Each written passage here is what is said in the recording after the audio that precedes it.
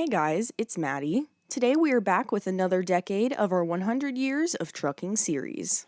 This time we are taking you guys on a trip back through time in our very own truck time machine starting at the dawn of the 21st century in the year 2000. But before we dive in, this video was made possible by our online chrome shop, jackschromeshop.com. The all-new Roadworks exhaust kits for Peterbilt and Kenworth trucks can be found on the website and come with free freight and ship within 48 hours. Save stacks on stacks when you shop with Jack's Chrome, and remember folks, if your rig don't shine, you don't know Jack.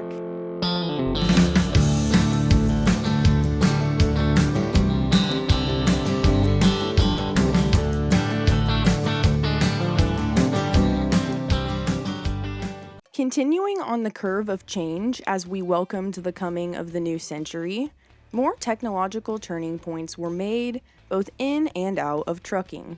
From cell phone enhancements to aerodynamic advancements, the world seemingly spun faster as the century turned.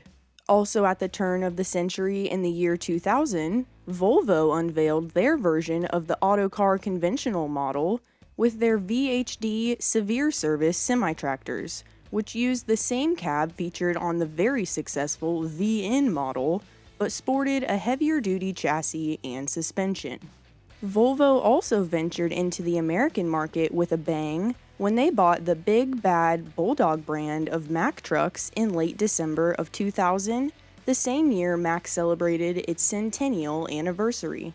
This celebration of the company's continued success called for the creation of an all-new construction truck lineup with the Granite series this same year. Following his fierce fight for presidency against former Vice President Al Gore, George W. Bush was voted in favor during this time and took over in office as the 43rd President of the United States. Unfortunately, following this U.S. victory, later in 2001, we would face a huge hardship as a nation with the terrorist attacks on the Twin Towers of the World Trade Center, as well as the U.S. Pentagon on September 11th.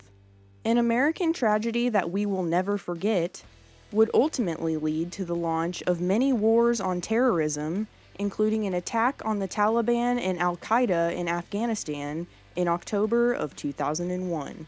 Finishing off 2001, Freightliner would come out with their Coronado truck, intended for long-haul and vocational use.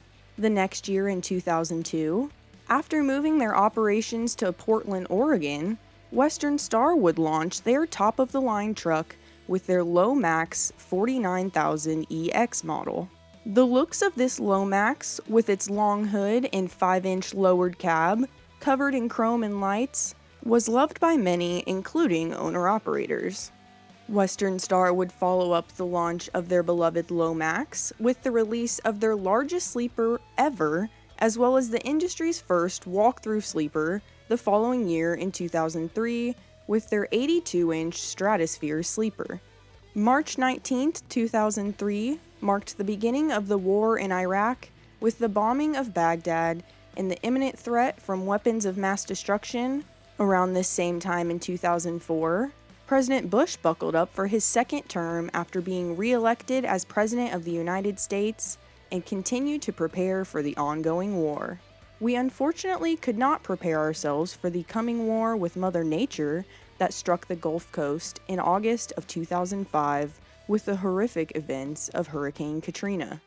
The hurricane wreaked heavy havoc on the city of New Orleans and claimed the lives of over 1,300 people from Alabama to Louisiana in what would become one of the worst natural disasters to ever strike the U.S. Succeeding this somber event came a sad day for the trucking community as the very last Model 362 Peterbilt cab-over engine model rolled off the production line in August of 2005. Peterbilt countered the discontinuation of their cult classic cab-over and continued to exceed customer expectations later that same year with the debut of their Model 386. As the first product designated as environmentally friendly and fuel efficient by the EPA. By the next year of 2006, there were over 26 million trucks on America's roads.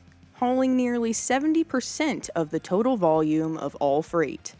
Included in the faces of these freight haulers was the recently released heavy-duty International ProStar tractor, which was part of the newly named but similarly styled Star family of international trucks.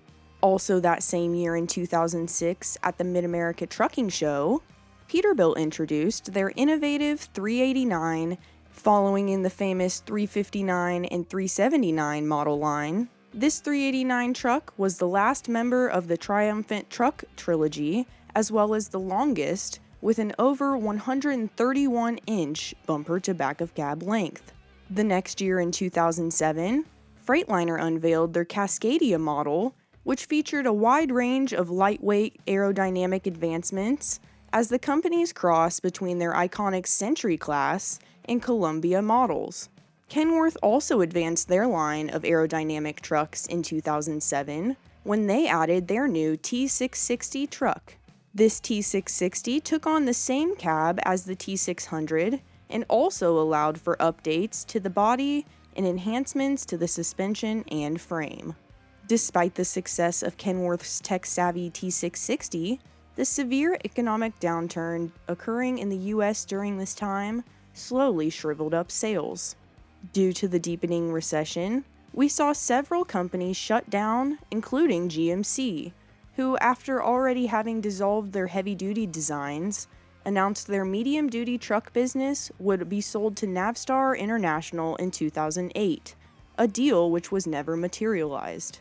Also in 2008, after only 11 years of operations, Sterling Trucks decided to discontinue their line and consolidate their trucks under the Freightliner and Western Star brands. Despite once making up approximately 15% of Daimler's truck sales, demand for Sterling's had slowed considerably into the late 2000s, leading to their overall demise. As the age of iPhones emerged, texting took over telecommunications, and society saw the sudden surge of social media. Technology was advancing, and times were changing. Speaking of change, our nation saw a colossal cultural change as well as a huge historical landmark occur on January 20th, 2009, as our nation's first African-American President Barack Obama took the oath of office.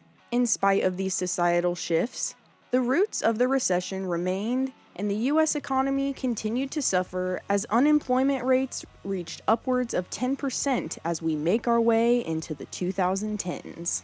Thank you all so much for watching this decade of our new series, 100 Years of Trucking, Trucking in the 2000s. Before you leave, make sure you like the video, check out the other videos on our channel, and subscribe. We are so close to our goal of 20K subscribers, so thank you all so much for your support for the show. If you have any questions, comments, concerns, or anything else you'd like to talk to us about, please be sure to tune in to our live podcast, The Chrome Corner, Wednesdays at 12 p.m. noon Eastern Standard Time, and join Dave and Maddie as they answer viewers' questions and discuss all things Chrome. If you'd like to stay up to date with the new projects we have coming, please follow us at Jack's Chrome Show on Facebook, Twitter, and Instagram. We still have our truck history shirts available on our website at jackschromeshow.com, so please be sure to check them out. If you're in the mood to save stacks on stacks at Jack's, drop by our online Chrome shop at jackschromeshop.com and check out the all-new Roadworks exhaust kits for Peterbilt and Kenworth. Thanks for watching, we'll see you next week, and remember guys, if your rig don't shine, you don't know Jack.